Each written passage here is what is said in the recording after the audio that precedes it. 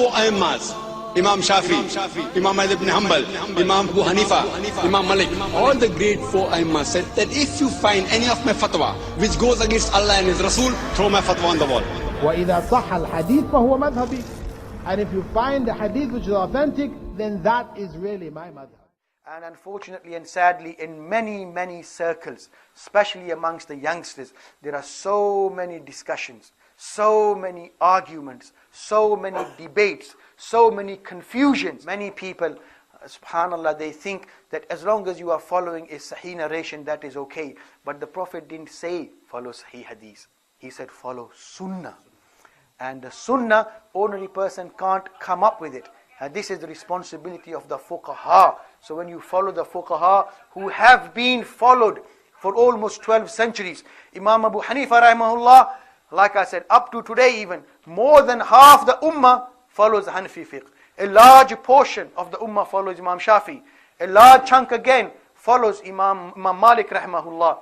And perhaps from all the fuqaha, the least is Imam Ahmad bin Hanbal rahimahullah. His followers are mainly in Saudi Arabia, or used to be. Nowadays, there's a general trend to abolish. They think even taqleed or following the ai is a bid'ah, is a shirk. That is not the case, my dear brothers. That is not the case. If you're following a mujtahid scholar, and one other thing ulama have stated, the wisdom that Allah subhanahu wa ta'ala through these fuqaha has preserved all acceptable variations in opinion. So there are some variations in opinion which were unacceptable. All the Aimma have rejected them. Whatever has been taken up by Imam Abu Hanifa or Imam Shafi or Imam Malik or Imam Ahmad bin Hanbal, Allah wanted all possibilities, all acceptable variations to remain in the ummah, so they have remained. And anything which hasn't been taken up by the fuqaha, even though it might be in Sahih Hadith, then it shows, if it wasn't taken up by the A'imma, then it is matruk. It is matruk, it was abolished or not kept up by the Prophet ﷺ or the Sahaba. Otherwise, the Sahaba would have kept up and it would have been taken up by the Ummah. So what has been abolished and didn't exist for 12 centuries, and now if people want to follow it, some people people like Imam Abu Hanifa, they say, my madhab is Sahih Hadith. If you bring any Sahih Hadith that it goes against what I have said, throw what I have said on the wall and follow Sahih Hadith. Have you heard this? Most people have heard this. And so what they say, look, this says in Bukhari, Sahih Hadith, so you have to throw out what Abu Hanifa said, but I have yet. And if anybody can bring me one issue in which they can prove that there is a sahih, undisputed hadith which goes against a qawl of Abu Hanifa rahimahullah, and which it doesn't have a sahih hadith to back it up, I would love dearly to someone to prove even a single issue which Imam Abu Hanifa has spoken, and he goes against a sahih hadith which is unanimously, universally accepted, and for which there is no other contradiction, then I would love them to prove it. But I don't think anyone will be able to prove a single hadith issue, a fatwa of Imam Abu Hanifa rahimahullah, or Imam Shafi, or Imam Malik, or Ahmad bin Hanbal rahimahullah, for that argument, which goes is against a hadith which is undisputed. Against a hadith which is undisputed. If it appears to go against a hadith which is sahih, then I can guarantee you there is another sahih hadith elsewhere to support what the imams have said. Or if there is a qawl of any of the imams and it appears to contradict a sahih hadith, then there is another sahih hadith to contradict that hadith somewhere else. And ordinary people don't know that.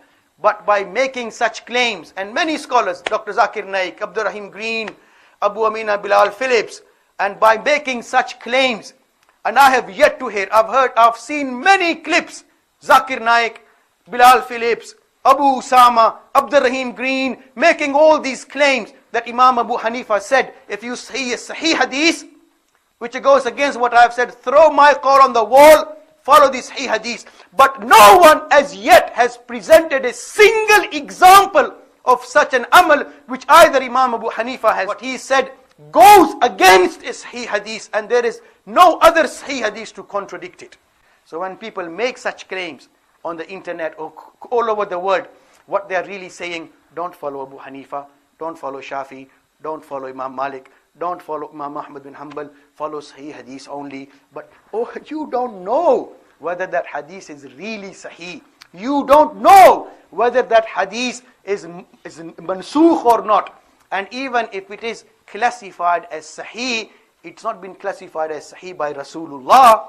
It's been classified as Sahih by other muhaddisun. So if you're going to follow another man's opinion at the end of the day, then what's wrong with following the opinion of a man whose opinion has already been followed for 12 centuries? So we can't get away from the fact that all of us are blind followers, and we have no choice but to be blind followers.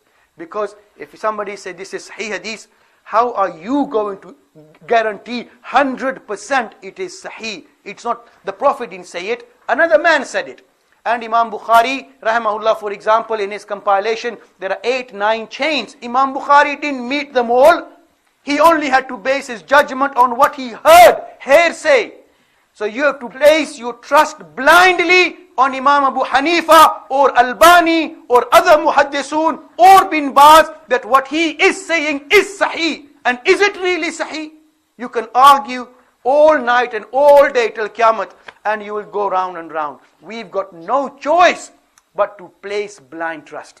So if you're going to place our trust somewhere and trust someone, yes, then why not follow the people who have been followed for 12 centuries? And by following them, what's happened? It's produced great muhaddisun, great fuqaha, great ulama, and people have managed and lived together.